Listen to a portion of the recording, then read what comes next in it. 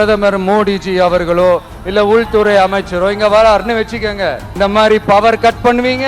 கொஞ்சம் கட் பண்ணி தான் பாருங்களேன். முடியாதுல, பேஸ்மெண்ட் அதிரும்ல. அரியலூர்ல போனப்போ நான் கரெக்டா அந்த ஊருக்கு போறதுக்கு முன்னாடி ஒரு அந்த ஏரியாலேயே அந்த பவர் கட்டு. அப்புறம் நான் திருச்சிக்கு போய் நான் பேச ஆரம்பிச்சதுக்கு அப்புறம் அந்த ஸ்பீக்கருக்கு போற அந்த வயரு கட்டு. இல்ல நான் தெரியாம தான் கேட்கிறேன் சிஎம் சார்.